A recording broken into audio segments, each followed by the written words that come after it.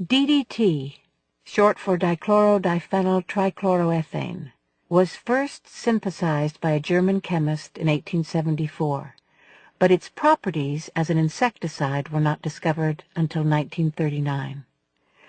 Almost immediately, DDT was hailed as a means of stamping out insect-borne disease and winning the farmers' war against crop destroyers overnight.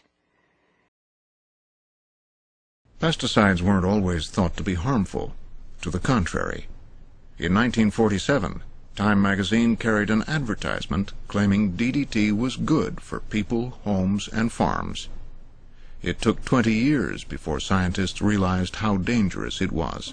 At first, DDT, dichloryl diphenyl trichloroethane, seemed a miracle.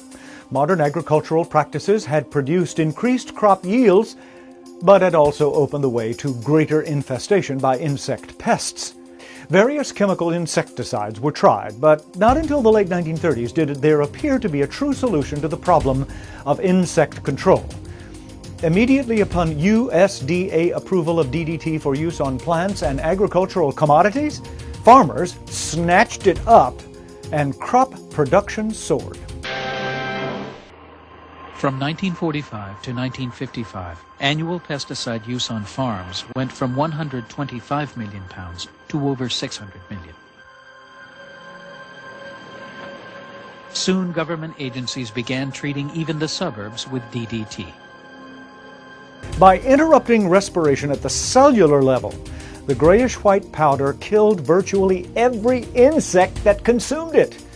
The insects literally suffocated from the inside out. DDT was used extensively, some would say indiscriminately, in the years following World War II. So universally used that in most minds the product takes on the harmless aspect of the familiar.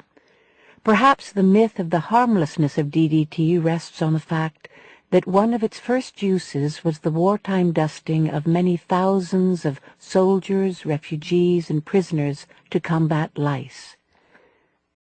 It is widely believed that since so many people came into extremely intimate contact with DDT and suffered no immediate ill effects, the chemical must certainly be innocent of harm.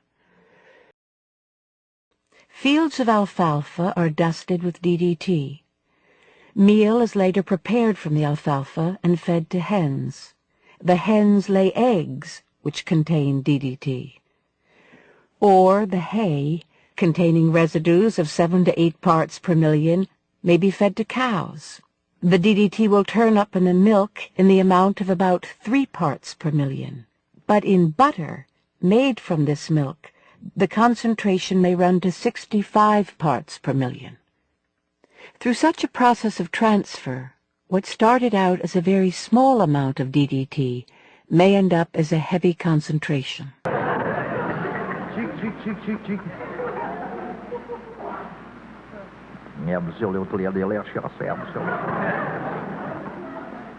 Oh, that is so good. Oh, let me put it down. I'd like to have some more later. In nature, nothing exists alone.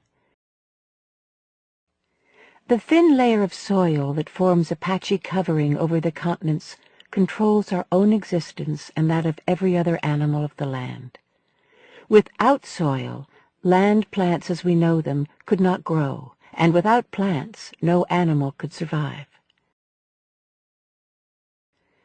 Yet if our agriculture-based life depends on the soil, it is equally true that soil depends on life. Its very origins and the maintenance of its true nature being intimately related to living plants and animals. For soil is in part a creation of life, born of a marvelous interaction of life and non-life long eons ago. Man has lost the capacity to foresee and to forestall. He will end by destroying the earth.